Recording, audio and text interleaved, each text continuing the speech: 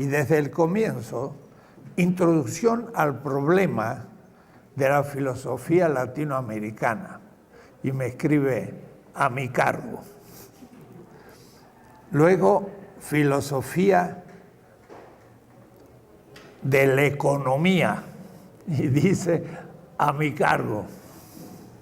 Seminario de Filosofía Latinoamericana, Filosofía de los Pueblos Indígenas, Decolonización Epistemológica con un grupo de profesores, Introducción a la Filosofía Colonial, Seminario de Filosofía Colonial, Materialismo Histórico y Dialéctico, Ética y Ciencia desde un abordaje descolonizador, Pensamiento Científico desde un abordaje descolonizador. Y después ya me saluda. Voy a decir, digo, algo cambia. Otras universidades van a durar decenios, como la nuestra, para renovarse. Pero hay lugares donde empieza a funcionar el nuevo pensamiento desde la introducción a la filosofía. Y nos vamos a quedar atrás como universidad conservadora, como diría Carlos Pereda, sucursalera, y no vamos a producir buenos filósofos si no rompemos ese plan de estudio. Debo decir que todos nuestros planes de estudio están atrasadísimos, pero es el primero que escucho a tal punto renovado. Entonces le voy a escribir con mucho entusiasmo. Además, como es de un argentino, le voy a decir, me parece muy bien que estés en Brasil, un país mucho más grande que Argentina, donde vas a poder hacer mucho más fruto que en la pequeña Argentina, para que no sufra su exilio y lo tome con entusiasmo, porque Brasil es una tercera parte de América Latina. Y ahí sí hay todo ya un movimiento de renovación filosófica muy importante. Están haciendo el 4º Congreso Nacional de Filosofía de la Liberación, con 400, 500 profesores participando a esos encuentros. Entonces, se está moviendo Brasil. Argentina va despacito como México, pero ya empezará su paquidérmico proceso, porque camina como los elefantes cuando van despacio. Por ahí se lanzan los elefantes y van más rápido que un león, pero en fin. El tema,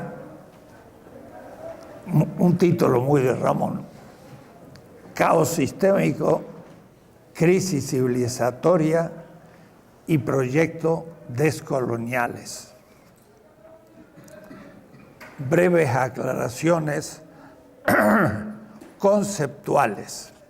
Muy interesante, porque ustedes saben que Ramón fue alumno durante 10 años y después asistente en Binghamton de Wallerstein. Voy a decir, no escuchó a Wallerstein de lejos, sino que estuvo al lado de él 15 años. Y en Binghamton es también donde anualmente iba a dar clases el peruano Aníbal Quijano, que es también el que origina lo que llamamos la colonialidad del poder.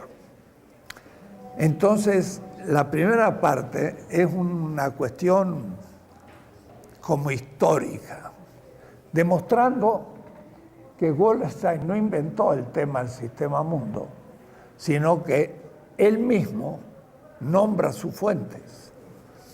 Y Aníbal Quijano tampoco inventó el tema de la colonialidad del poder, aunque en ese caso no enuncia sus fuentes, pero Ramón se las pone muy claritas.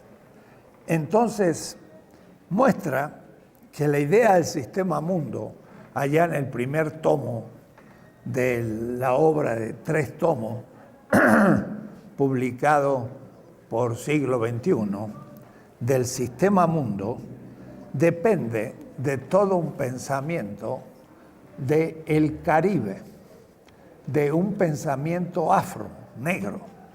Y ellos empezaron a pensar el tema del sistema mundo. Hasta ahora hemos atribuido la teoría del sistema mundo a la escuela del pensamiento desarrollado por Immanuel Wallerstein. No hay duda que Wallerstein es el teórico del sistema mundo más prolífero y más conocido en el mundo. Pero en realidad el propio Wallerstein reconoce sus fuentes y entonces él cita Ramón un largo texto de Wallerstein. Dice Oliver Cox. Ese es el primero que habla del tema. Oliver Cox.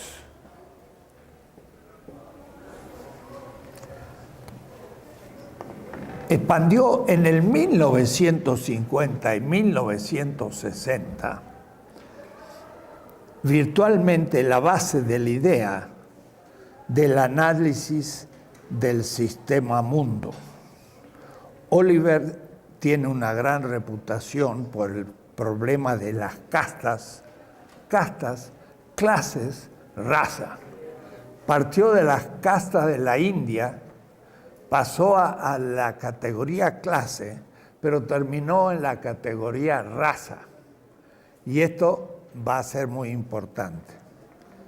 Pocos estudiosos saben de este trabajo de Cox, que es de Trinidad y Tobago, de la pequeña isla del Caribe. Y él es realmente el que influencia. Y entonces el texto de Wallerstein dice, él decidió como crucial la diferencia entre casta y raza como mecanismo de estratificación derivada del hecho de que el racismo fue una invención del mundo moderno y del sistema moderno que llamamos capitalismo. Pero entonces indica que el racismo, como lo entendemos, es moderno, no solo capitalista. Porque nunca hubo una raza ligada al color, porque había, siempre yo digo, el egipcio, en la época de los faraones, era todo afro, negro, y más bien despreciaban a los blancos del norte, que eran los griegos, pero no por el color, sino por su barbarie. Y ellos pensaban que el ser humano era africano y egipcio, pero además de color, pero no le daban demasiada importancia a la cuestión del color. Entonces, lo mismo va a hacer después Quijano. Quijano va a mostrar, como siendo un gran marxista, de que el problema clasificatorio social no fue las clases sociales, sino la raza. Y la gran discriminación fue las razas de color. Pero claro, esto ya no al nivel interno de una Alemania o Inglaterra en el siglo XVII, sino en el sistema mundo.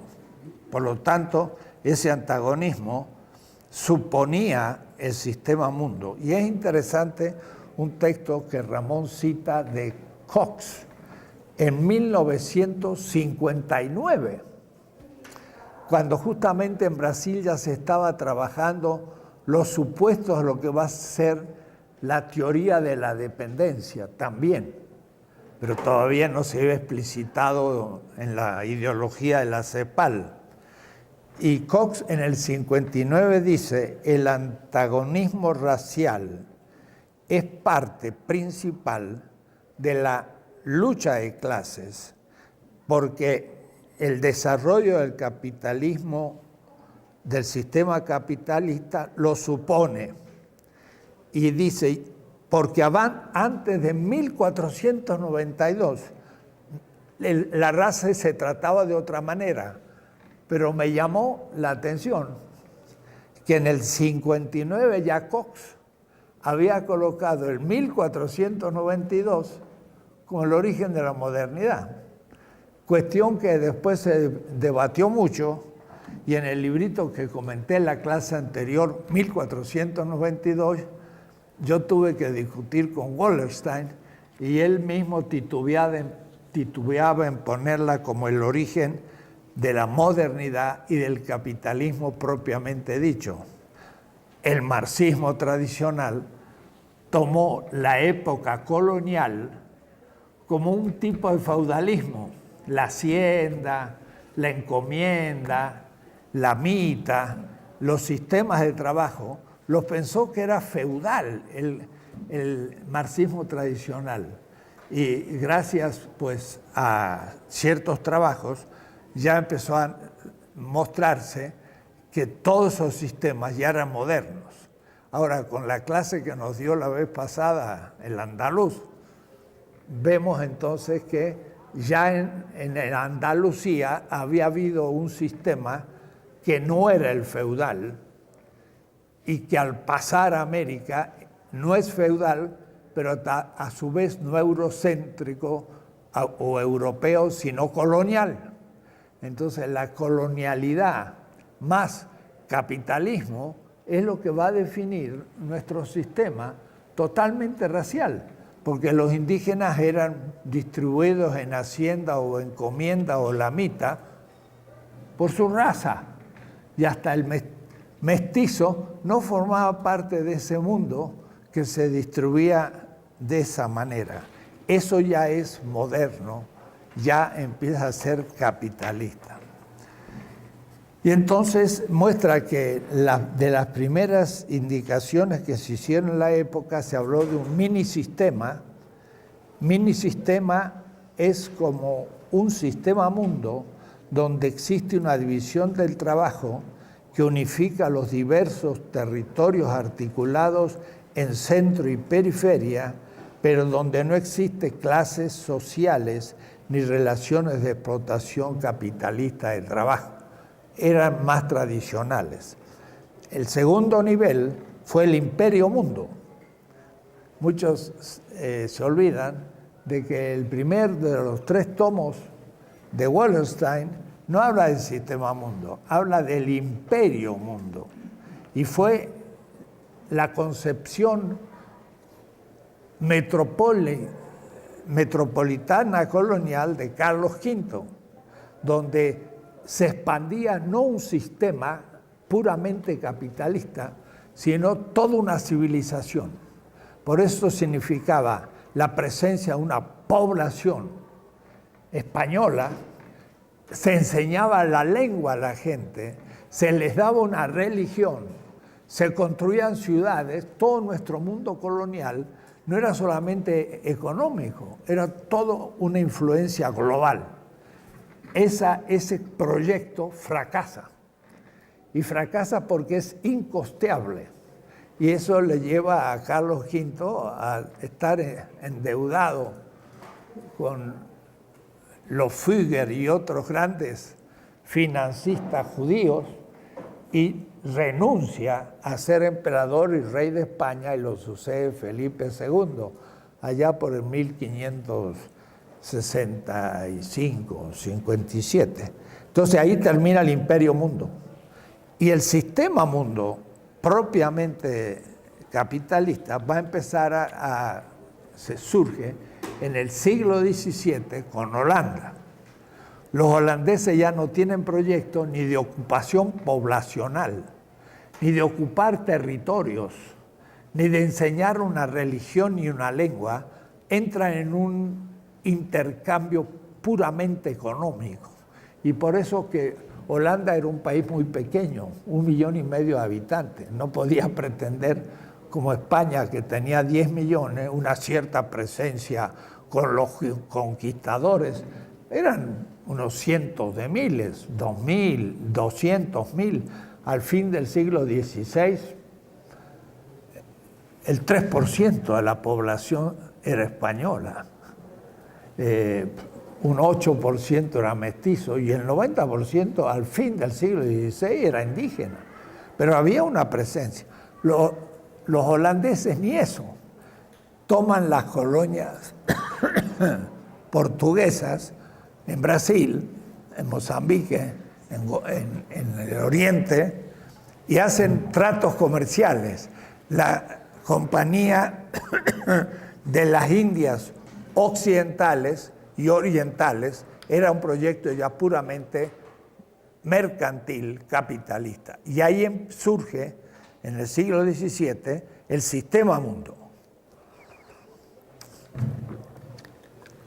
Si observamos con detenimiento, la teoría de Wallerstein privilegia las relaciones económicas como el sistema en su definición y teorización del sistema mundo.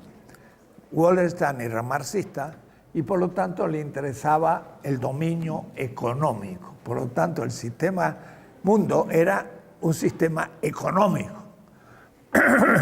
Pero no interesaba que fuera un sistema cultural, poblacional, estético, arquitectónico y todos los otros niveles.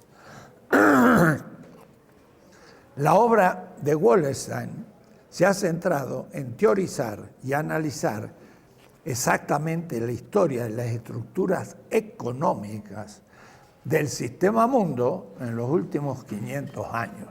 Y esto es muy valioso, pero esto también lo va a criticar Ramón, porque va a decir, en el fondo es una visión todavía parcial, es económica. El segundo concepto es el de colonialidad. Contrario a la idea de que el racismo es una ideología o una superestructura derivada de las relaciones económicas, como lo había pensado el marxismo, la idea de la colonialidad plantea que el racismo es el principio organizador de una lógica estructurante de todas las estructuras sociales y las relaciones de dominación de la modernidad. La raza.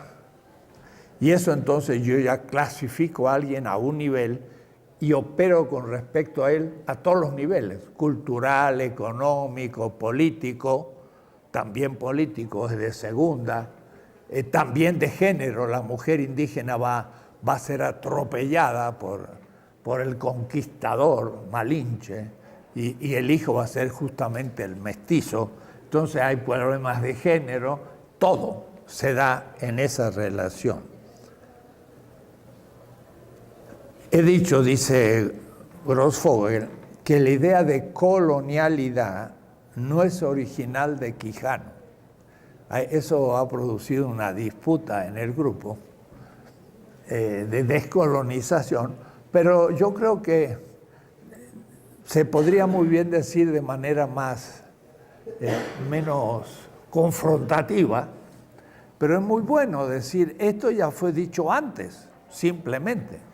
Y como Wallerstein reconoció muy bien la presencia de Cox, Quijano debió haber citado también sus fuentes del Caribe de nuevo, porque el problema racial que Quijano va a aplicar por primera vez a la población andina y va a traer el problema del racismo a la América continental indígena, ya había sido planteado, claro, con mucho más vehemencia, porque es un tema central para ellos, en el Caribe.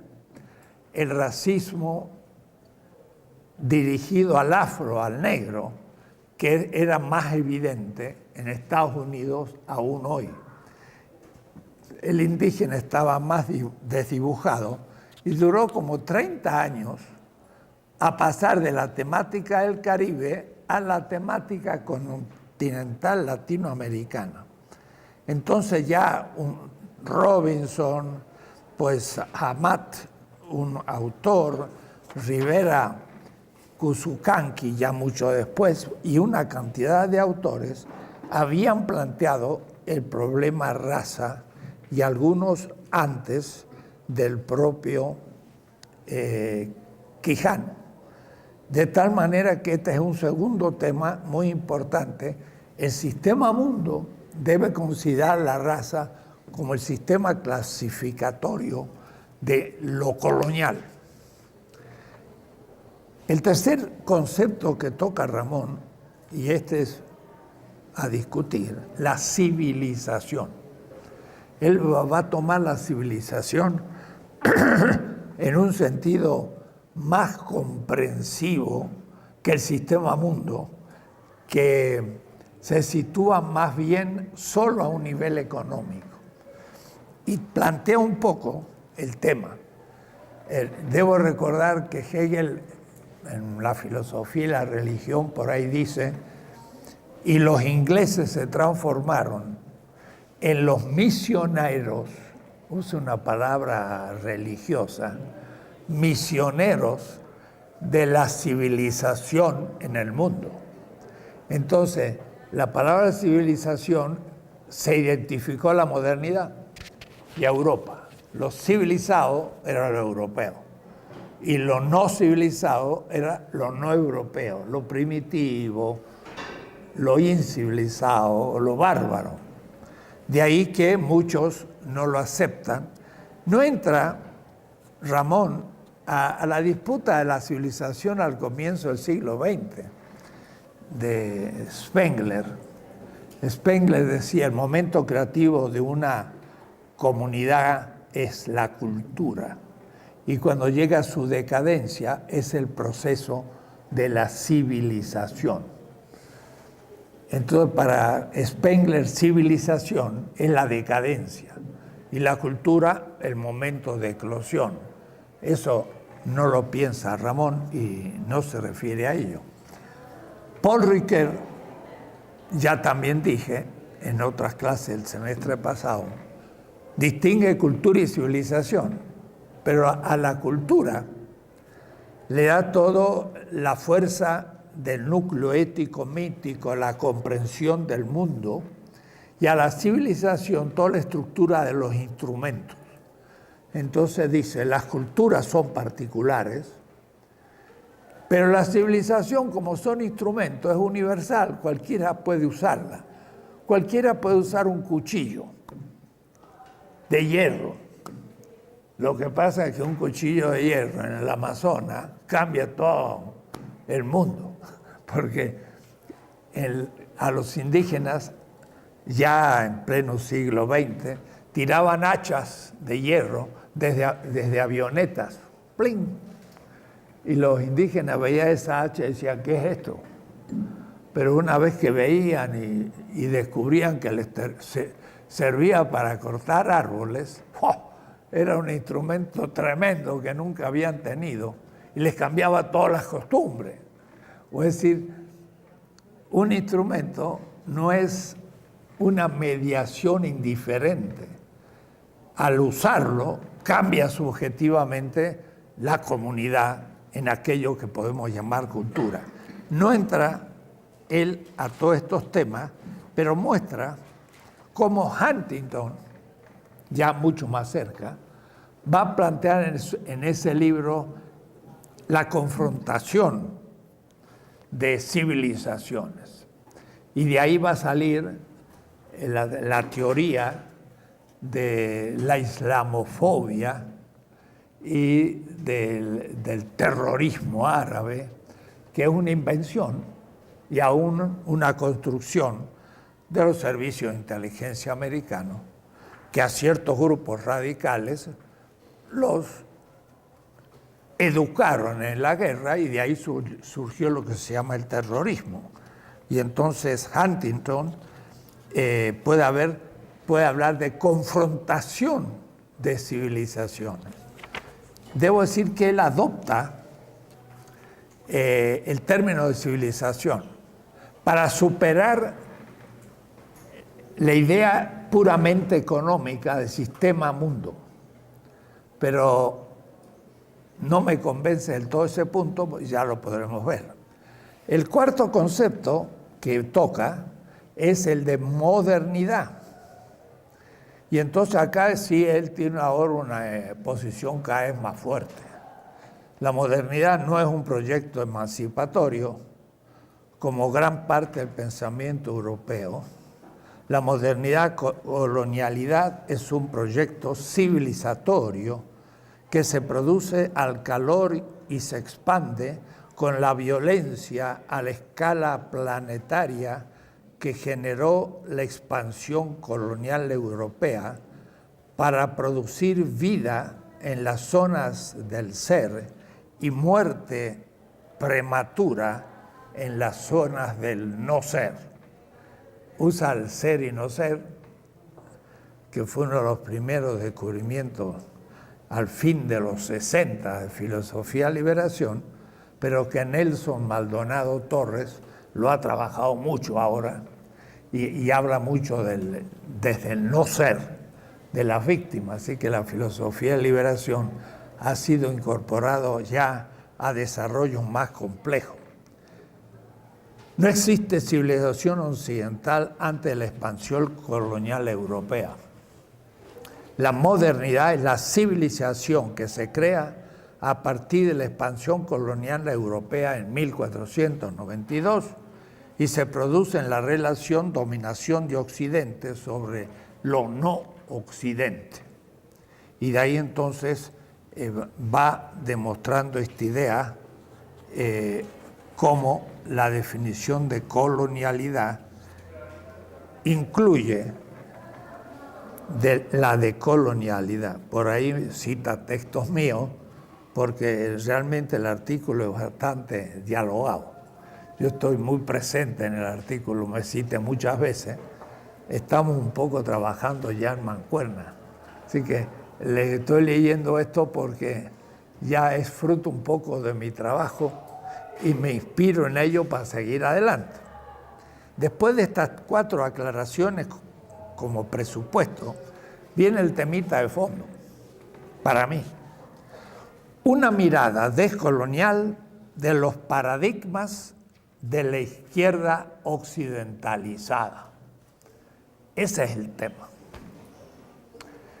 Lo explica muy bien y sobre todo le pone títulos y le pone nombres.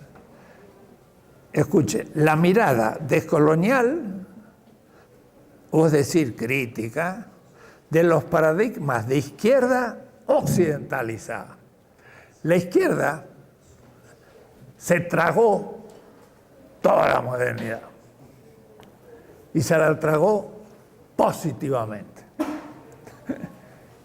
No se dio cuenta que el marxismo-leninismo era un producto también de la modernidad. Y entonces, en nombre de una revolución marxista que daba garantías de verdad anticapitalista, empezó a vehicular, yo decía, y a destilar principios modernos que se imponían a nombre del marxismo. Occidentalizaba a los países. En la China eso es evidente. El marxismo, aún de Mao, aunque él era un conocedor del neoconfuciano y había leído como maestro de escuela Wang Yanmin y toda su manera de hablar y las metáforas que usaba, las flores, los colores, todo eran neoconfucianos. Sin embargo, era marxista. Y como marxista hizo penetrar la modernidad en China y consideró, cuando llegó a su culminación con la revolución cultural, que todavía no tenemos un diagnóstico bien hecho de la revolución cultural, pero al ver Mao, que se le iba el partido de la mano y que se volvía para él reformista, lo quiso retomar en mano. Y entonces lanzó a los jóvenes a liquidar a la nueva élite que para él era reformista. Y entonces lanzó la revolución cultural y agarró a profesores, ministros y los mandó a trabajar en el campo y destruyó monumentos y grande memoria de la cultura china tradicional, diciendo todo eso es burguesía, es corrupción, con una idea justamente moderna de destruir la tradición china como no moderna y por lo tanto atrasada y contraria al marxismo. Entonces habrá que estudiar todavía qué significó como avance de la modernidad la expansión del marxismo en China y en otros países del Asia y en la propia Rusia. Porque los rusos, por cuestiones de estrategia, tomaron muchas medidas, pero ahora se han vuelto atrás. Y han vuelto atrás porque vieron que no funcionó. Y entonces ahí hay que todavía hablar. Si miramos el proceso de expansión colonial europea a partir de 1492, desde la geopolítica del conocimiento, necesita un trabajo mío. De Europa expandiéndose, que se privilegia como novedad, es la creación de un nuevo sistema económico mundial, cuya lógica es la acumulación incesante de capital. Todas las demás relaciones de dominación y explotación que acompañan la expansión colonial europea son vistas como epifenómenos derivados o superestructura de la infraestructura económica. Entonces, el problema filosófico, el problema cultural, el problema de la raza, el problema del género, la mujer, el problema ecológico, todos los problemas que ahora estamos enfrentando, bueno, eran epifenómenos determinados por la estructura económica. Cambiar la estructura económica iba a modificarse todo. No cambió nada. El racismo es igual. El machismo siguió igual. La ecología fue más peor que nunca. Entonces, no era verdad que esto modificaba todo. No se habían considerado los otros niveles. Miren el tipo de reflexión que hace un Ramón, que es un marxista antiguo, alumno del marxista Wallerstein, pero que ahora va poniendo los frijoles en remojo y va floreciendo una cosa más compleja que lo que se había pensado. Este es el tema. Por ejemplo, el racismo, sexismo, eurocentrismo, cristianocentrismo, occidentalismo, heterosexismo, cartesianismo, ecologicidio, etcétera, son todos problemas derivados del capitalismo y solucionables una vez desaparecido el capitalismo en esta posición, de la infraestructura y la supraestructura. Yo, sin todavía ver todas estas derivaciones, me acuerdo que leyendo a Marx, dije eso de la suprainfraestructura, lo dijo Marx una vez, 3 líneas en el prólogo a Zur Kritik de 1859, una vez, 3 líneas. Y yo no he leído una página donde Marx haga una especie de teoría de la infra y supraestructura, jamás. Entonces, si no escribió ni una página de 1857 hasta su muerte, eso no era fundamental. Y me acuerdo que lo discutí con el profesor Hauck, el profesor de marxismo más conocido en Alemania, en Berlín. Y había un seminario y yo le digo, doctor, la suprainfraestructura no es una categoría de Marx, es del marxismo-leninismo. Y nos pusimos a agarrar textos y me dijo, nunca lo había pensado. Y le dije 3 o 4 cosas que nunca lo había pensado. ¿no? Y le puse bastante remojo todo lo que tenía, pero eso ya lo había visto. Y por eso cuando yo digo la afirmación de la vida es fundamental, pero no es última instancia. No hay última instancia. Hay una correlación y codeterminación de muchos factores donde ninguna es última instancia. Y si hay una, es la vida humana, pero todavía no determinada por ningún sistema ni epistemología. Dice Engels en el prólogo al origen de la familia.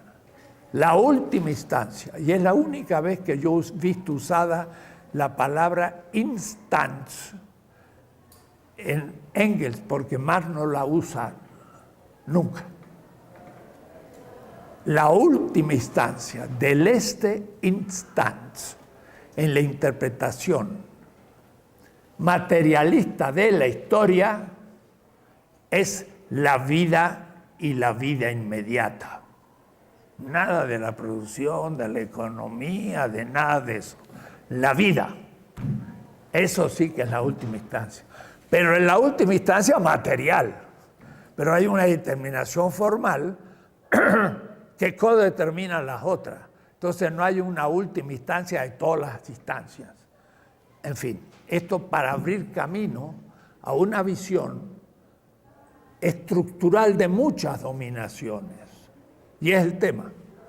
Muchas, no solo la dominación económica. La económica es fundamental al nivel material en el sentido de Marx, no en el sentido fisicista de materia. Y en eso con Grossfogel estamos completamente de acuerdo. De acuerdo a este paradigma eurocéntrico, que hay una infraestructura económica, lo que hacía falta era solucionar los problemas de la humanidad, superando el problema económico de la explotación capitalista a través de las luchas de clases, y de ahí constituir una nueva sociedad más justa, más allá del presente sistema económico capitalista que algunos llamaban socialismo o comunismo. El mismo socialismo podía ser un proyecto moderno. ¿Y por qué? Muy fácil.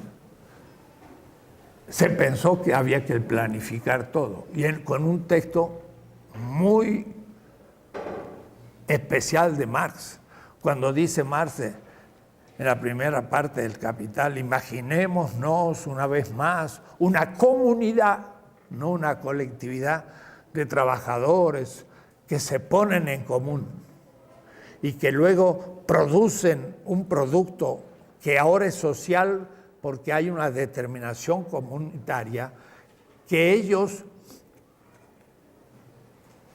tendría que volver a agarrar el texto exacto, porque ahí está todo el problema, que ellos han de proveer y planificar para la construcción de la comunidad. Ese texto, ¡clic!, se tomó, y entonces se dijo, el mercado no hay que dejarlo regir por competencia. Le eliminamos la competencia. Hasta el principio se pensó, eliminamos el dinero. ¿Y quién es el que planifica? El Estado. Eso jamás lo había dicho Marx. Hablaba de la comunidad que tenía que prever el futuro, pero como una línea utópica a largo plazo, que tenía que tener muchas mediaciones. Jamás pensó que el Estado, al cual Marx más bien por ahí tenía una posición más anarquista de disolver el Estado, fuera la que planificara. Eso es una matematización del futuro de una economía que llegó en Kantarovich a plantear la hipótesis de una planificación perfecta, y eso es lo más moderno que puedan pensar. Peor que el capitalismo, porque ahora yo puedo matematizar el futuro de la humanidad a nivel económico. Eso es una pretensión imposible de la inteligencia, y eso es el socialismo real. Entonces hicieron un plan, claro, como no había computadoras ni nada, actuaban con 6, 7 variables, que a los 3 meses de edad tendrían que haber cambiado, pero hacían un plan quinquenal que no se podía cumplir en ningún lado porque no había manera de determinar a priori ese plan. No había ni instrumentos matemáticos, ni instrumentos digitales para hacerlo, ¿no? Entonces, era un dominio de la economía sobre toda la vida humana, hasta la estética. Y entonces decía hasta el color del botón que había que ponerse. Y era una cosa espantosa. Eso es el socialismo real, no es Marx. Pero ese es un proyecto moderno. En eso coincidimos Ramón, Aníbal Quijano, todo el equipo. Franz Inkelhammer hace una crítica mortal a la planificación perfecta de Katarovich y de Hayek en la competencia perfecta. Son los dos modelos idealistas modernos de la economía, la neoliberal y la soviética, y las dos son modernas. Y entonces había que superar eso, y eso es lo que nos... Este fue el paradigma del socialismo, de los movimientos de liberación nacional del siglo XX. Estábamos en un callejón sin salida. Uno de los grandes problemas de este paradigma es que no solamente no resolvió los diversos problemas de la dominación que se proponía enmendar, sino que ni siquiera solucionó el problema principal que se propuso disipar, el modo de producción capitalista. Porque ese modo de producción socialista planificado no puso en cuestión el capitalismo, sino al revés. Se vino abajo el sistema del socialismo real por la imposibilidad de la implementación de la tecnología en el proceso de producción. Porque la competencia es salvaje, pero al menos es sumamente eficaz que si usted no mejora la tecnología, produce con mucho valor y con mucho precio y su producto no se vende y esa fábrica se cierra. Tiene que mejorar la tecnología por la competencia. Y en el socialismo real es por la genialidad de un ingeniero que inventa una nueva tecnología y que habría que implementarla en el proceso de producción de la empresa. Pero ¿quién lo hace real a ese invento tecnológico en la producción económica? La decisión voluntarista de un miembro del partido que dice vamos a usar esa tecnología en la producción del pan. Pero si se distrae 1 o 2 años, pues no lo pone. O porque es enemigo del ingeniero, dice, no, este está poniendo muy importante. No le voy a poner eso porque después ¿quién lo aguanta? Y entonces, los que inventaban tecnología, los que enviaron a Gagarin en un satélite, grandes ingenieros, nadie sabe cómo se llamaban, nadie los premió, ni le subieron el sueldo.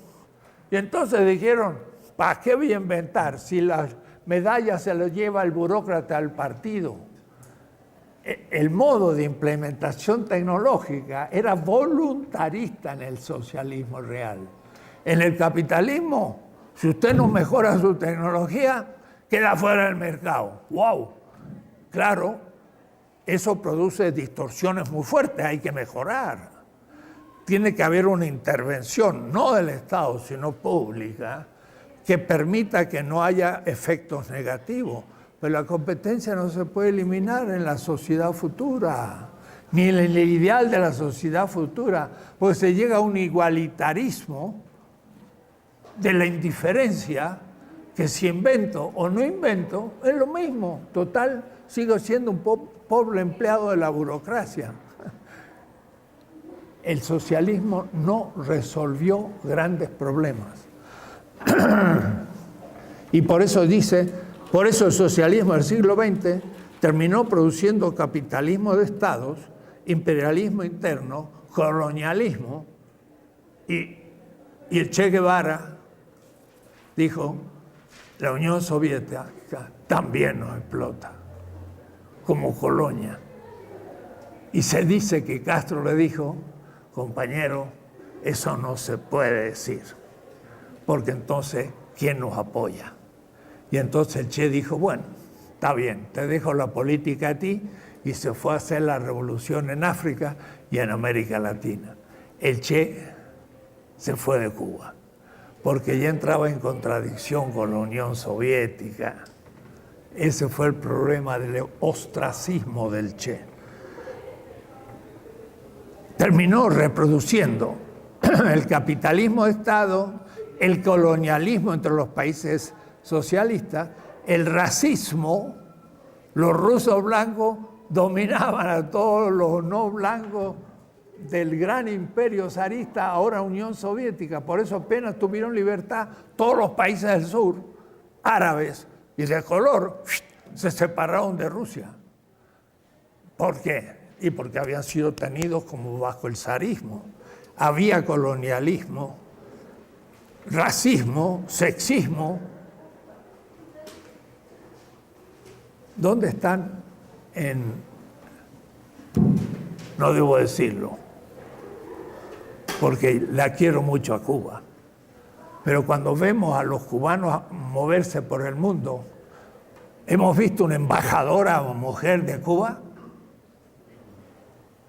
¿Hemos visto a un afro cubano? Ni uno. Todos blancos y todos machos. Hay muchas cosas que hacer en Cuba todavía. O es decir, no es con la revolución económica que se hace todo, hay otras revoluciones. ¿Qué decir los heterosexismos? Pero sigue el eurocentrismo, el ecologicidio, lo he insistido, pero mire el problema que ahora mismo la China tiene, no se puede ni respirar en las ciudades, pero también pasó en la Unión Soviética. Entonces, los medios no justifican los fines, sino que los producen.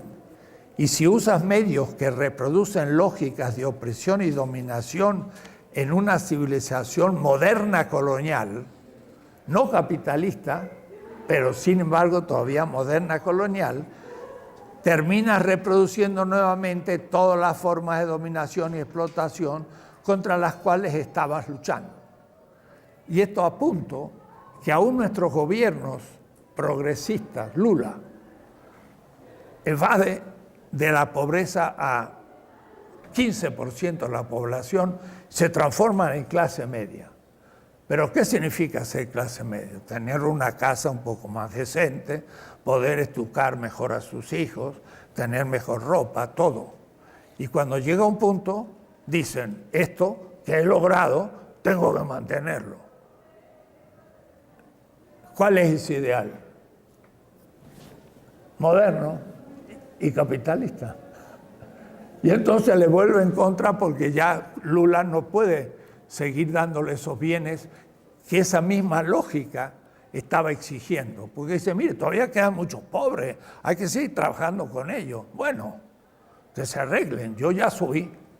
Y entonces las revoluciones progresistas quedan atrapadas por un imaginario que ellos mismos produjeron, porque era todavía moderno europea, aunque ya no fuera en principio capitalista, pero lo que pasa es que lo traía el capitalismo, la modernidad, inviscerada en su lógica. Esta es la idea. El mismo problema lo hemos reproducido en los movimientos de liberación nacional del siglo XX. Estos eran antiimperialistas, anticoloniales y algunos hasta anticapitalistas, como en el caso de algunos, pero no eran decoloniales epistemológicamente. Seguían dentro de la modernidad y de sus ideales. De ahí que siguieron reproduciendo el paradigma eurocéntrico de la modernidad y terminaron por reproducir todo contra lo cual estaban luchando, incluido el Estado-nación moderno, es el que se proponían como ideal. Y entonces acá llega un punto interesantísimo, me avanzo, pero dice, por ejemplo, el Estado Islámico es fundamentalista contra Europa. Y dice, hay que hacer el califato. Pero tiene el del califato una concepción de Estado moderno. No como era el califato, porque el califato era un Estado no moderno. En el califato eran posibles muchas religiones. Había total tolerancia con los judíos, con los cristianos. El califato nunca se hubiese imaginado matar a un cristiano o a un judío o a un persa. Los respetaba. O es decir, tenía una concepción mucho más amplia que un Estado moderno homogéneo. Entonces, miren qué interesante. Los fundamentalismos, en nombre de una tradición, se ponen como ideal un ideal de Estado moderno y entonces hacen el califato matando a todos y no tolerándolos como decía en el califato. Es decir, que aún ciertos indígenas pueden pensar liberarse de la cultura occidental, pero pensando la cultura como lo hace la modernidad, pero relanzándola al pasado, y entonces no se dan cuenta que son antimodernos con principios modernos. Las cosas hemos llegado a otro grado de complejidad. El problema central del paradigma del siglo XX fue el subestimar epistemológicamente las demás relaciones de dominación sistémica de la civilización moderna, haciéndolas todas epifenómenos de las relaciones económicas y la lucha de clases, no conociendo lo que es la raza y por lo tanto pura clase. Pero se demostró después que la verdadera clasificación es de la raza. Claro, en Europa todos blancos, sí, podemos hablar de clases, pero el europeo era un blanco con respecto al mundo colonial de color. Y ahí es donde se producía realmente la dominación. Y pretendían superar el capitalismo sin prestarle atención y reproduciendo todas las lógicas de dominación que componen el sistema mundo civilizatorio moderno colonial. No sé si se dan cuenta. Esto ya es un avance muchísimo, porque ya no es solo la modernidad, es que la modernidad la tenemos dentro como horizonte categorial para luchar contra la modernidad. Y entonces pretendemos destruir la modernidad y lo que estamos haciendo es producir la modernidad de nuevo.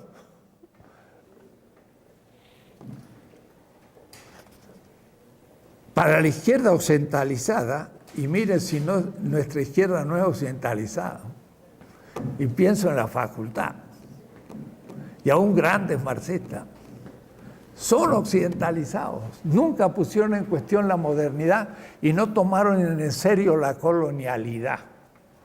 Yo pensaba que no tomaban la teoría de la dependencia en consideración. La teoría de dependencia era todavía un diagnóstico económico de nuestra colonialidad, pero había muchos otros niveles de colonialidad que la misma teoría de la dependencia no había descubierto.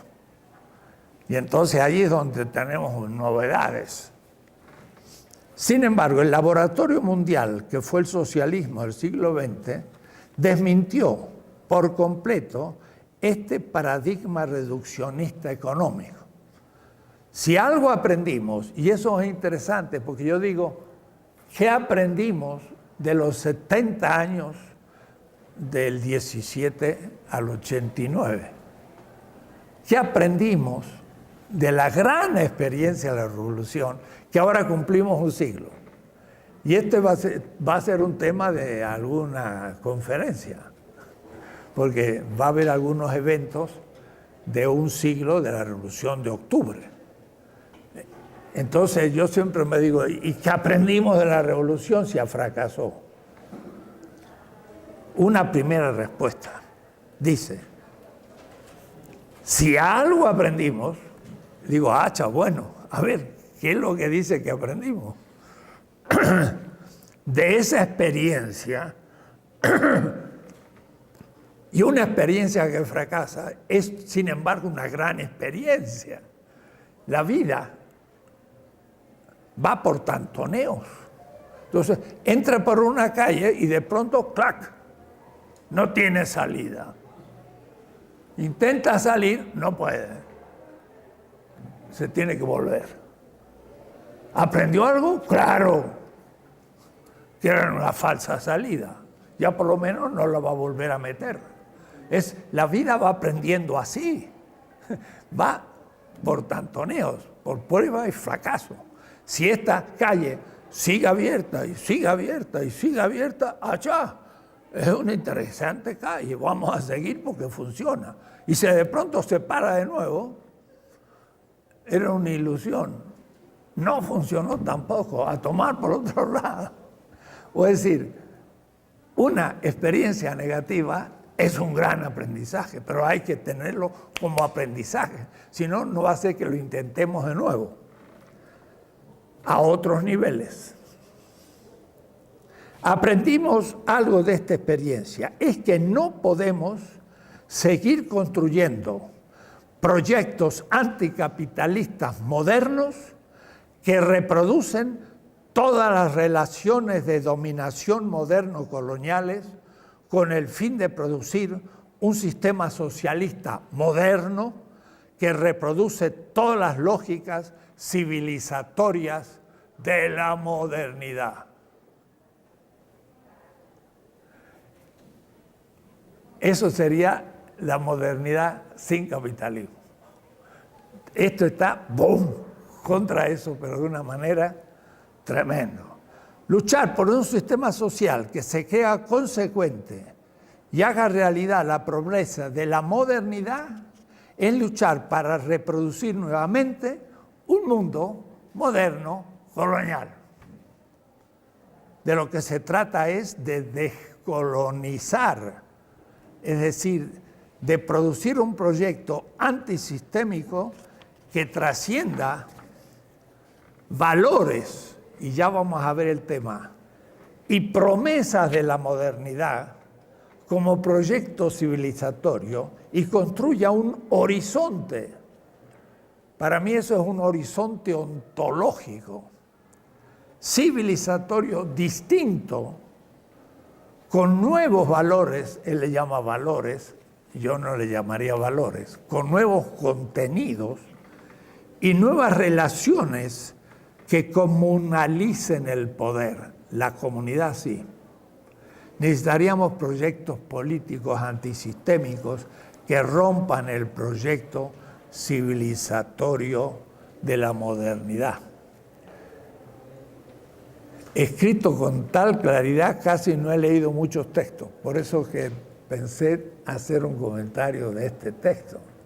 Es muy importante. Si cambiamos la geografía de la razón y miramos el mismo proceso de expansión colonial europeo, no desde Europa expandiéndose hacia otros lugares, sino desde la geopolítica del conocimiento, de la Europa llegando a las Américas, al África y al Asia, se vislumbra todo un paquete de jerarquías de dominación que desde la mirada eurocéntrica de la Europa expandiéndose quedan invisibles. Ellos no vieron lo que hicieron en esos lugares donde ellos llegaban, pero nosotros sí, porque lo hemos sufrido. Pero si tomamos el horizonte europeo para interpretarnos, tampoco vemos lo que aconteció. Y entonces, contrario a lo que dice la izquierda occidentalizada, desde una perspectiva decolonial, habitamos un sistema mundo que constituye una civilización planetaria moderna colonial. Las otras civilizaciones que coexisten con esta a la altura del siglo XVI fueron todas, poco o mal, destruidas en buena parte por la civilización occidentalocéntrica de la modernidad a través de la expansión colonial, siendo sus poblaciones y territorios incorporados como periferias de esa civilización sistema-mundo o sistema-mundo que constituye una civilización. Y entonces pone Césaire, el gran pensador de 1950, donde habla de esta colonialidad constitutiva. Esto tiene implicaciones políticas fundamentales. Defender una modernidad anticapitalista nos mete en el atolladero de reproducir la lógica civilizatoria de muerte de la modernidad, como le pasó al socialismo del siglo XX. El proyecto de transformación tiene que obligatoriamente ser antisistémico, es decir, que la lucha abarque toda la lógica civilizatoria de la modernidad en un sentido anticapitalista, antipatriarcal, anti-eurocéntrico, anti-occidentalocéntrico, anti-cristiandad céntrico, anti-ecologicidia, etc.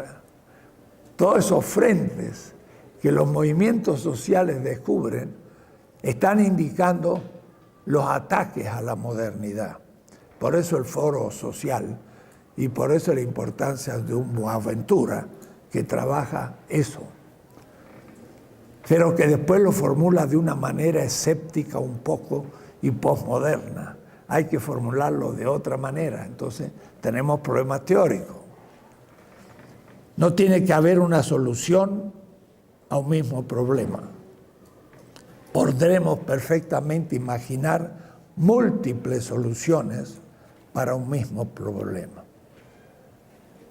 Algunos proyectos que pretenden volver, ya lo dije, al Tihuantisuyo o al califato, son muy modernos coloniales, reproduciendo toda la lógica civilizatoria de dominación de la modernidad. Eso me pareció lo más original de este capítulo. Voy a decir que los grupos más radicales a veces tienen un horizonte todavía moderno.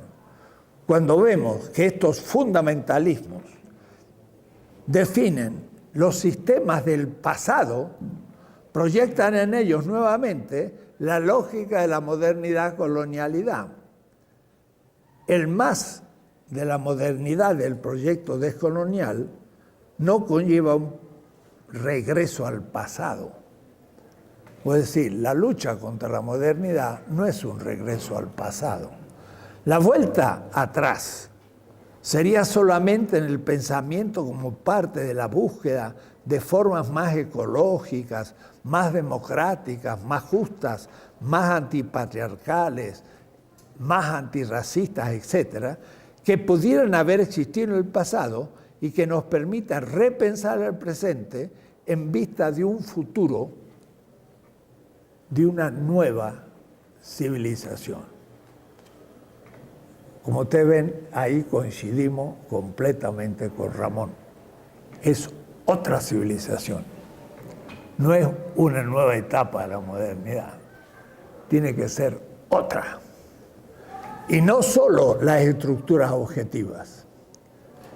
Tienen que ser las actitudes subjetivas.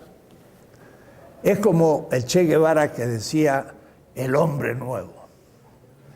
Y claro, a mí me sonaba eso un poco moralista. ¿Qué significa eso, el hombre nuevo? La manera de ser del Che Guevara era una actitud subjetiva distinta. Cuando lo van a matar, lo he dicho más de una vez, la viejita que le dio su plato, que fue la última sopita que comió el Che. Los soldados lo tenían en la selva de Bolivia agarrado, y entonces salió en Gramna el testimonio de la viejita, porque llegó un periodista cubano y ella le dijo, le quiero contar los últimos momentos de la vida del Che. ¡Wow! Y fue a su choza y sacó un plato. Estaba todo arrugado, era de estaño. Y le dice, en este plato tomó la última sopa el Che Guevara. Y lo tenía guardadito, porque para ella era un objeto sagrado. Sagrado. Porque dice, cuando yo traje la sopa, él me miró a mis ojos. Dice, esa mirada no la tienen los militares. Y cuando me pasa algo, veo los ojos del Che y me ayudan. Vio la santidad en el Che. Y entonces lo tenían atado. Y ella dijo, desátenlo para que tome la sopa. Entonces los soldados, digo, bueno, lo desataron. Y el Che preguntó, ¿han tomado la sopa los otros compañeros? Ese es el hombre nuevo. Preguntó primero por los otros. Eso es otra actitud ante la existencia subjetiva.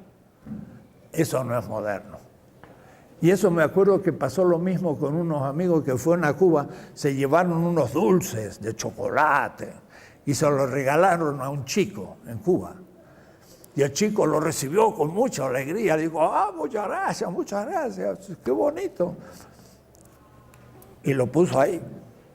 Entonces le preguntó la señora que le había regalado, pero ¿no quieres comer? No, dice, esto lo voy a llevar mañana al colegio y lo vamos a comer todos juntos. Se quedó cuadrada la mujer. Dijo, esto es la primera vez en mi vida que lo veo. Para él la alegría era la alegría de la comunidad, no la que iba a hacer comiéndose un comido. Significa que no hay que cambiar solo las estructuras objetivas, hay que cambiar el ego cogito, el ego, la relación con la realidad, con las cosas, la subjetividad. Entonces, él va a entrar un poco en este tema. La nueva civilización exige una nueva situación. Era lo que llamaba un poco Paul Ricoeur el núcleo ético mítico. Justamente eso es. Pero es otra ontología y otra interpretación del mundo que cambia las estructuras, pero cambia también la subjetividad.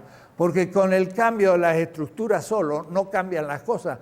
Y esto lo dice Marx en las tesis de Feuerbach, muy clarito, que es la subjetividad la que cambia la objetividad. Entonces, hay estructuras objetivas,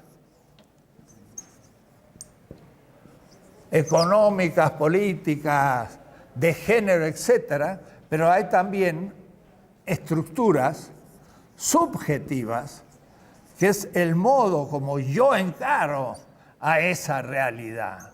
Y ahí también se necesita entonces una nueva ética, una nueva manera de concebir el mundo práctico. Y esto es lo que la filosofía moderna formuló con Descartes, John, Hobbes, con Kant, ese yo que enfrentaba las cosas, las secularizaba, las explotaba la naturaleza, la compraba y la vendía, luchaba contra el otro a muerte, hacía un contrato al fin de compra-venta, y todas estas actitudes son los que permiten hacer funcionar a la modernidad. Es necesario otra posición. Esto lo dice un poquito, pero me lo decía sobre todo charlando por teléfono. Pero volviendo al tema anterior, La vuelta atrás sería solamente en el pensamiento, como parte de una búsqueda de experiencias del pasado que podemos captar para el futuro. Aquí vemos cómo en el llamado antioccidentalismo y antimodernidad de ciertos grupos puede estarse calando ideas muy occidentales y muy modernas. Nunca tuvieron la pretensión moderna de tener una identidad estatal las culturas anteriores que correspondía de uno a la identidad de la población dentro de sus fronteras. Pero el pensamiento colonial no es solamente el que impone Occidente, puede muy bien ser internalizado por los colonizados y en nombre de una alternativa a Occidente está reproduciéndose una visión completamente anclada en la modernidad occidentalocéntrica. Lo mismo puede observarse en un cierto indigenismo que vindica el regreso al Tihuantisuyo. He dicho en otra parte que los fundamentalismos tercermundistas son variaciones del eurocentrismo algunas veces, porque aceptan los binarios occidentalocéntricos de la dominación moderna colonial y lo único que hacen es invertirlos sin cuestionarlos ni desplazarlos. Ahora yo voy a ser el centro y el otro va a ser la colonia. No lo voy a lograr. El proceso de colonización de la modernidad trastocó todas las epistemologías, las espiritualidades. Algunos usan esta palabra, espiritualidad. No me gusta. Yo más bien le llamaría esa actitud ético-mítica, que es una espiritualidad, pero no en un sentido muy técnico de la palabra. Las epistemologías, la actitud ético, las cosmovisiones, colonizándolas con narrativas eurocéntricas de la modernidad. De ahí que la descolonización no sea solamente un asunto de lucha contra las estructuras externas de la dominación moderna occidental, la descolonización del poder, Aníbal Quijano, sino también lucha contra las estructuras internas, subjetivas, o el occidente que llevamos dentro, descolonización del saber y del ser, yo le diría, y del sujeto. Y los egoconquiros enfermizos que nos constituyen a todos como descolonización espiritual. El egoconquiro es lo que yo proponía como la primera manera de situarse el colonizador, yo conquisto, que después es planteado por Descartes como yo pienso, que funda el yo conquisto. Entonces, a partir de esto empieza a hacer un análisis muy interesante del caos sistémico en que estamos viviendo.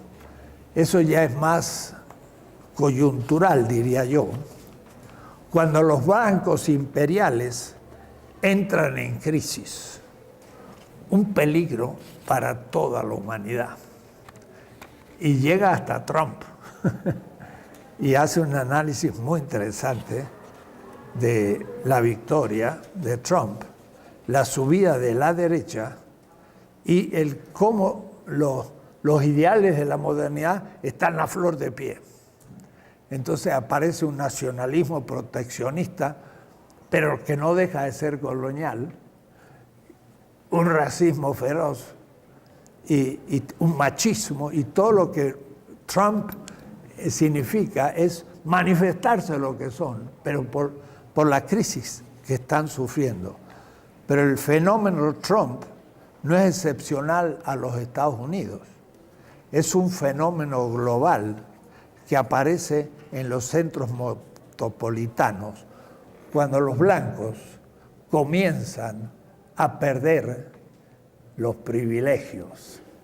Y por eso están espantados de las inmigraciones en Europa y en Estados Unidos, que se vienen los africanos del África y los árabes de Siria y los mexicanos y centroamericanos, y entonces ellos que ya empiezan a ser minoría, ven que están perdiendo el tren.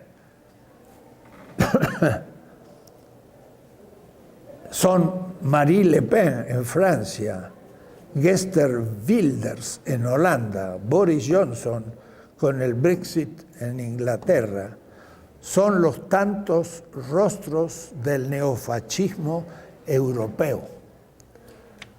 La latinofobia y la islamofobia. Es la primera vez que escuché esta palabra. Hasta ahora había escuchado la islamofobia. Uy, son todos terroristas. Ahora somos nosotros los terroristas. Somos los mexicanos y centroamericanos, latinoamericanos, Estados Unidos. Y entonces los ven por la calle y ya son peligrosos. Fantástico. Y es una buena palabra, latinofóbicos. La latinofobia y la islamofobia de Trump tiene su rostro europeo en la islamofobia de los líderes neofascistas nombrados, toda la derecha en Francia, en Holanda y aún en Alemania. De manera que pasamos del antisemitismo contra los judíos al antisemitismo antiárabe, porque los árabes son semitas, pero ahora también un antisemitismo antilatino, de la misma categoría. Si en los años 30 buscaban expandirse militarmente, hoy aparece bajo un discurso anti-intervencionista defensivo. Todos de alguna manera, al menos en sus discursos, ponen en cuestión las políticas neoliberales. El neoliberal con la libertad, libertad, libertad, dio libertad a que estos llegaran aquí.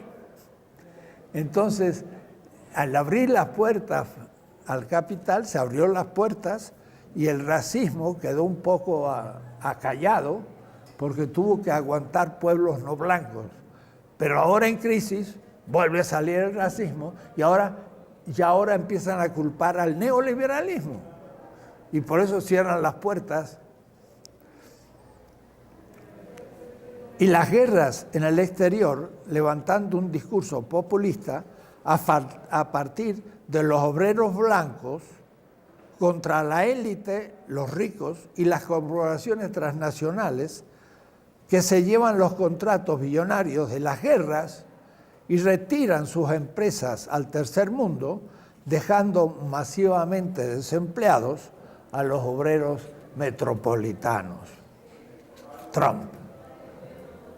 Aunque el discurso neoliberal nunca fue consecuentemente implicado en el norte global, fue siempre un discurso de cara a disciplinar y saquear a los países del sur global. No hay duda de ello. El presidente de Estados Unidos llama en cambio al proteccionismo y el discurso neoliberal pierde su credibilidad. Si el imperio es el primero en rechazarlo abiertamente, no tendrán mucha fuerza moral ni teórica ni argumentativa de imponerlo al resto del mundo, el neoliberalismo. Pero si lo analizamos en clave de larga duración del sistema mundo, podríamos anticipar que con el caos sistémico, la elección de Trump es el último aleteo del imperio de la supremacía blanca estadounidense. Bueno, el último no sé, pero a largo plazo, ciertamente la pérdida de hegemonía por la aparición de China.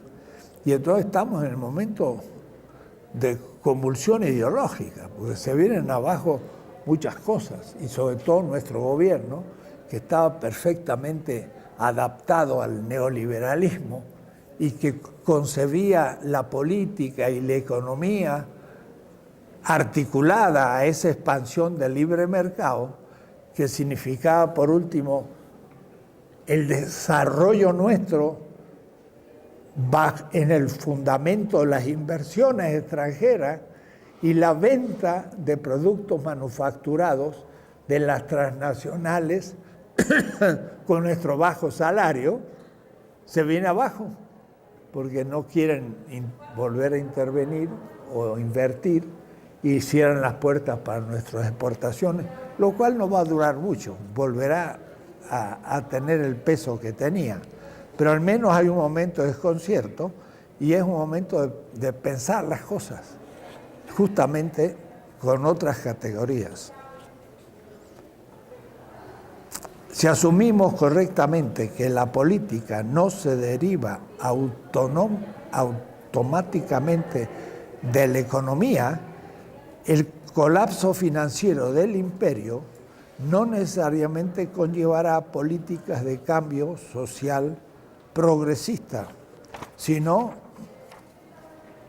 muy posiblemente peor que antes, es decir, más dominadoras. Y el último punto es hacia una refundación decolonial de los proyectos de transformación radical. Y entonces ahí tenemos que tener nuevas categorías, sabiendo qué es lo que hay que abandonar y qué es lo que no se puede abandonar y hay que continuar. La crisis son momentos de oportunidad. Ante el antagonismo de los discursos y paradigmas eurocentros de izquierda occidentalizada y su incapacidad de generar alternativas políticas de cara al futuro, el panorama actual conlleva un momento de oportunidad para los movimientos decoloniales. Al cambiar el contenido de nuestros proyectos de una lucha antiimperialista y anticapitalista moderna a una antisistémica hacia un cambio civilizatorio global, es decir, más allá de la modernidad, constituye hoy más que nunca una necesidad y un proyecto atractivo a muchas poblaciones del mundo. Y bueno, se va extendiendo a una cantidad de temas que ya no voy a tocar. En síntesis,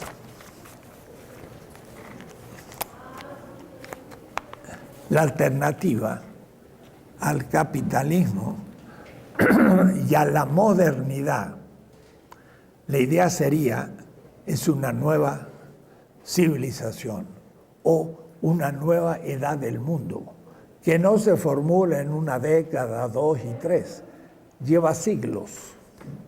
Es decir, no es una revolución instantánea, hay que volver a pensar qué significa la revolución, porque la revolución instantánea fue el leitmotiv del siglo XX. Se hacía una revolución y cambiaba la realidad. Vemos que se hacía una revolución, cambiaba la realidad superficialmente, pero en el fondo seguía la modernidad y entonces de pronto se mostraba la contradicción y se derrumbaba aquello que había sido pensado. Ese es el aprendizaje de las grandes revoluciones que llevó tanta sangre y tanto entusiasmo, y no podemos menos que decir, muchos de nosotros nos jugamos años en nuestra vida y algunos, el hecho del derrumbe del socialismo real fue una destrucción de su propia subjetividad. Me acuerdo de haber tenido, y lo tengo todavía, a un psicoanalista romano de Roma, Italia, un psicoanalista de izquierda, un psicólogo. Dice, no te imaginas, estoy trabajando como un loco, porque todos mis compañeros militantes están viniéndome a ver, están todos destruidos. Se les vino abajo el mundo. Habían trabajado 40, 50 años para una revolución que de pronto se vino abajo. Entonces era un problema de derrumbe de la subjetividad. Tenían que ir al psicoanalista para ver cómo volver a emprender su vida. Es tremendo, es realmente toda una generación. Ahora, ¿cómo sobrevivimos los que habíamos partido de otra manera?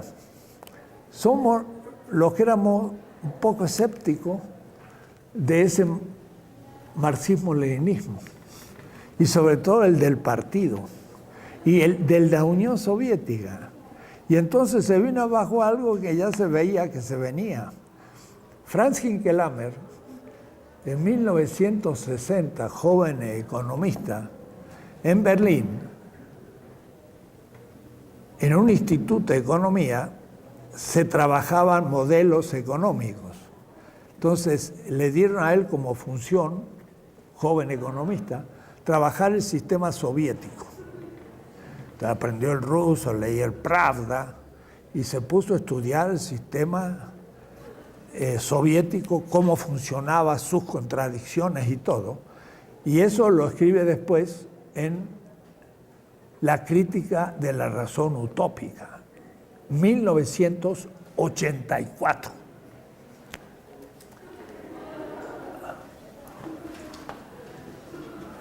En el 85 empieza la perestroika. Y después de eso recién empieza a saberse lo que es el neoliberalismo y todo. Franz Hinckelhammer estudia el modelo ruso y dice, el sistema no da más. La empresa no es creativa y está siendo planificada incorrectamente.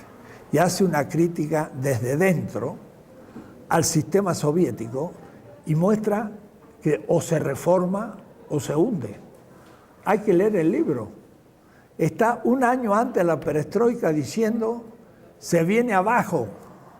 Pero ese mismo, en el 84, hace una crítica a Popper y a Hayek.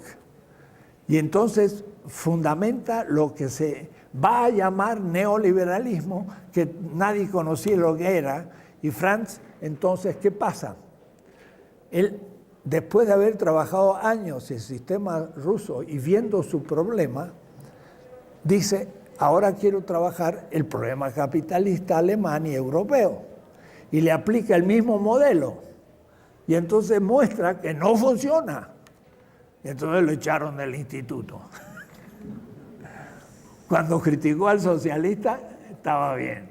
Pero cuando criticó al capitalismo, ahí ya no. Y entonces se vino a América Latina. Pero entonces ahí él continúa trabajando a Marx a fondo y viendo lo nefasto del neoliberalismo, y por eso que se anticipó a los dos. Y sigue en la tarea. Entonces, para Franz, el socialismo real estaba en crisis completa, iba a desaparecer en el año 84. Pero él conocía a fondo Marx y hace poco leyó mis 16 tesis. Para mí es todo un honor. Y me dice, ¿quién diría, Enrique, que tú y yo somos de los únicos que seguimos trabajando a Marx? Porque no hay muchos que estén trabajando a Marx creativamente. Y dice, paradójicamente, porque no nacimos marxistas, sino que lo estudiamos para entender la realidad. Pero yo tengo textos en mi juventud contra el marxismo-leninismo. Entonces algunos dicen, mira, Dussel estaba en contra del marxismo cuando era joven. Sí, contra el marxismo-leninismo estaba en contra y estoy en contra. A Marx lo empecé a conocer después, cuando lo empecé a trabajar en serio. Entonces, casi todos los demás eran marxistas-leninistas. Se les vino abajo y no saben qué hacer en este momento, porque es una izquierda occidentalizada que no tiene salida, porque tiene que rehacer todo. Y entonces está complicado. Nuestra izquierda está en derrota, sin saber cómo funcionar. Y por eso que algunos dicen, no, pero no hay profesores que enseñen. Lo que pasa es que se vino abajo ese marxismo eurocéntrico y ahora tenemos que construir una crítica al capitalismo de Marx. válido. Pero cuidado, Marx, como persona particular, individual, en la parte del racismo, era medio racista. ¿Qué decía de Bolívar y de nosotros? Lean los artículos. Machista, vean los consejos que le dio a su hija, que se puso de novia con un caribeño. Le dijo, hay que tomarse las cosas muy en serio, y en el fondo, quizás una mujer revolucionaria no se tenga que casar. Dudaba de un novio de color para su hija. ¿Qué le vamos a hacer? Marx era un poquito machista, un poquito racista, un poquito egocéntrico y muchas otras cosas. Entonces, ¿no es válido? No. Hizo una crítica al capital en su esencia, válida hoy y mientras que haya capital. Ese es el más importante. Pero las demás cosas hay que completarlas con otras visiones de las cosas. Pero entonces hay que estar abierto a otros discursos, como dice Ramón, de dominación. Y el proyecto es mucho más complejo.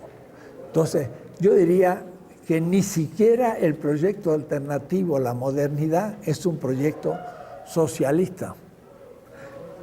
Lo sería a nivel económico, pero tampoco. Porque no va a ser que ya el socialismo fue contaminado de toda una ideología moderna. Y por eso que no se sabe bien qué se dice con esa palabra. Mejor las alternativas que viene hay que irla creando. Y tenemos que tener criterios ético-políticos para saber elegir las posibilidades que se presentan, muy pequeñas, y ver si son generalizables. Y lentamente, a través de mucho tiempo, un siglo no es suficiente, pequeñas experiencias de la economía, de la cultura, del género, de la ecología, van a ser generalizables, se van a articular y va a surgir una nueva civilización. Pero eso, yo pensaba, yo no lo voy a ver. Y decía, ustedes lo verán, yo creo que ni ustedes lo van a ver. Podrán colaborar por algo que va a surgir posiblemente después. Estamos augurando cosas a largo plazo, porque esto anda mal. Y el problema ecológico anda mal. Y la crisis económica que estamos viviendo, hay que ver si tiene salida. Estamos del 2008 y ya han pasado casi 10 años y no salimos de la crisis. Eso nunca había pasado. Entonces, estamos cabalgando en una especie de manejo de la crisis, pero no salimos de la crisis. Y hay que ver si saldrá algún día. En fin, hay que tener los ojos muy abiertos y por eso entonces esta temática es fundamental. El curso yo le llamé Origen, Desarrollo o Crecimiento y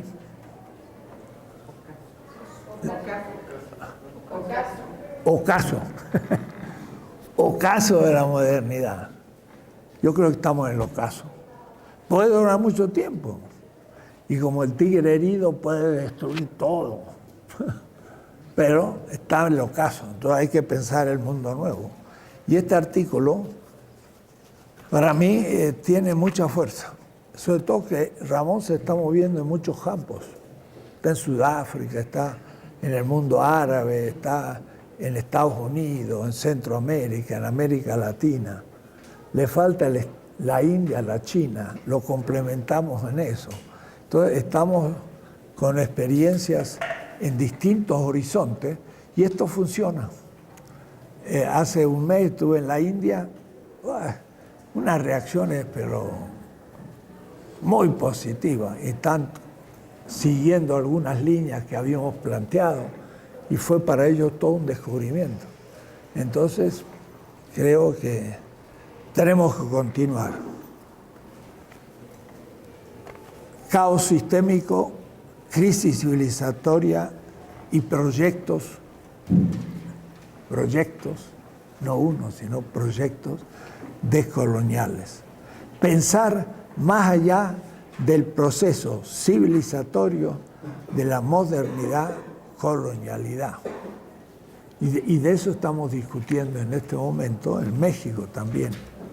Y algunos todavía no se han enterado. Pero bueno, llegarán tarde. Nunca lo he dicho, pero alguna pregunta. Tenemos 5 minutos. Es que después tengo un seminario y ahí discutimos cosas. Entonces, por eso no pregunto.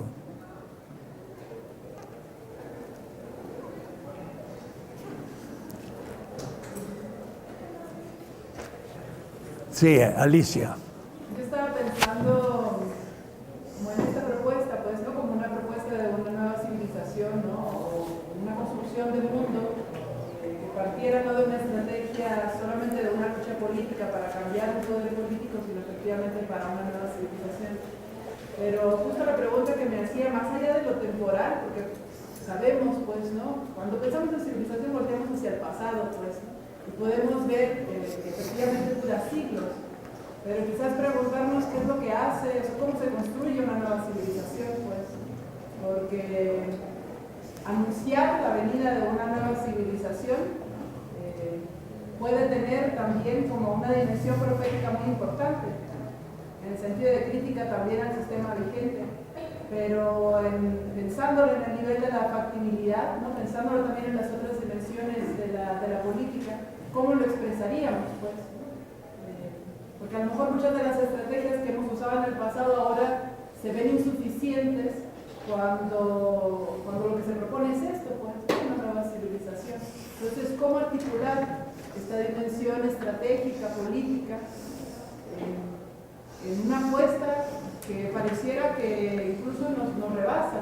Es un poco paradójico porque al mismo tiempo que nos rebasa también podría correr el riesgo de difuminarse en esta cuestión de la subjetividad que menciona Grosfoguer. Es decir, cada uno de nosotros podríamos adoptar incluso, ¿no? Como estos discursos también como parte de la posmodernidad, de que cada uno de nosotros entonces vamos a descolonizar nuestro propio interior, nuestra propia subjetividad, tratar de construir con nuestros más cercanos, ¿no? Otro nuevo tipo de relaciones distintas a las modernas.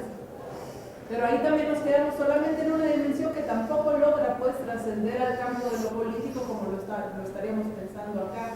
Entonces, pareciera que en el texto, no he leído el texto, pero por lo que nos acaba de leer, pareciera que están como estos dos polos, pues, ¿no? Entre la construcción de una nueva civilización, con lo enorme, ¿no? Que puede significar eso en términos de potencia, pero también de pregunta, y la cosa como más concreta, ¿no? Más subjetiva, más desde cada uno de nosotros, de las comunidades, no sé cómo se quiera plantear ahí, pero el medio, pues, lo que construye eso me parece que falta trabajarlo, ¿no? Yo preguntaría cómo se estaría pensando, pues, cómo se construye una nueva civilización. Sí, mira, por ejemplo, lo que llamamos los movimientos sociales de la sociedad civil, ya son eso. Es gente que ve aspectos de la civilización, que lo critica, que está produciendo nuevas actitudes en su vida y en su grupo comunitario, y está produciendo también nueva teoría. Y hay muchos movimientos. Todos estos están atacando aspectos de esa modernidad. También están surgiendo nuevos tipos de partidos políticos. El otro día en una conferencia Héctor Díaz Polanco hablaba de nuevo tipo de partidos, que no son los antiguos, es otro. Son partidos más bien justamente que tienen que pensar la plurisemia de los proyectos para poder lograr hacer un proyecto, por ejemplo, nacional, descolonizador y al mismo tiempo no capitalista, etc. Tenemos muchas posibilidades institucionales a distintos niveles, pedagógicos, teóricos, epistémicos, organizativo, social, político, está dando y que hay que empezar a ligarlo y darse cuenta que está existiendo y hacer una teoría de eso. El tema de la analogía, por ejemplo, que planteé durante 2 semestres, pues ahora para mí es la solución teórica del tema, porque justamente la univocidad de un proyecto es imposible. Tiene que ser un proyecto que tenga cierta semejanza, pero muchas diferencias entre los que los constituyen. Ya tenemos la metodología lógica, si se quiere, para formular el asunto, y entonces un diálogo entre esos movimientos sociales ya permiten ver prácticas, transformación subjetiva de gente con su comunidad que empieza a tomar las cosas de otra manera. No estamos inventando, ya está lanzado un proceso. Hay que más bien informarse. Eso es lo que hace, por ejemplo, Boaventura. Publica un libro de 600 páginas sobre distintas experiencias de empresas no capitalistas. En la India, en África, en América Latina, cooperativas uno, comunitarias otro, indígenas otra, y vemos que hay muchos tipos de empresas productivas que están surgiendo y haciendo experiencias. Y justamente en ese tomo de Boaventura, el que hace una primera reflexión general es Aníbal Quijano, y va sacando ciertas notas de cómo están surgiendo nuevas experiencias de empresas productivas, no capitalistas, que por ahora son pequeñas experiencias, pero son experiencias fundamentales, porque algunas de ellas se van a generalizar con el tiempo, y esas son los que van a organizar un sistema futuro. Ante nuestros ojos se están dando, pero nos cuesta relacionarlo. Yo creo que se está dando. Hay que empezar a tener capacidad metodológica, descubrir dónde están, formular, entrar en diálogo con ellos, ver si lo que uno dice expresa lo que están haciendo y surge poco a poco una teoría descolonial compleja que no es la tradicional. Es decir, no vamos a inventar todo, vamos a empezar a organizar lo que se está dando. No a priori, sino al contrario, como una retaguardia que va pensando lo que va aconteciendo. Y esa gente, en la medida que uno se expresa y nos leen, reciben una información teórica que si les sirve, quiere decir que está apuntando al tema. Y ellos mismos nos harán la crítica para mejorar. Y así se va haciendo una espiral. Es decir, no es un laboratorio universitario el que produce la teoría. Es necesario también el laboratorio universitario donde hay que tener muchas fuentes, de muchas lenguas, de muchas experiencias. Pero al fin hay que bajar a la base y confrontar con la gente si se siente expresada en lo que vamos avanzando. Y es muy interesante cómo ellos mismos están entrando a la lectura de estas cosas. Parecen complejas, pero un militante de movimientos sociales entiende perfectamente estos textos y los empieza a asimilar e incorporar en su praxis y en su elaboración teórica. Es decir, no vamos a inventar, vamos a más bien recolectar y articular. Pero ahora sí, yo di, por desgracia, demasiado al final del tiempo y tenemos que seguir otro seminario a las 2 y por lo tanto por hoy terminamos. La próxima me habla. Un placer que me acepten en su clase. Muy bien. Aquí estoy como siempre. Hemos aprendido mucho de usted. Uno de mis hijos está llevando a cabo sus enseñanzas. Ver al huérfano y darle comer que no tiene. Ah, mira. Ahorita está alimentando a los huérfanos.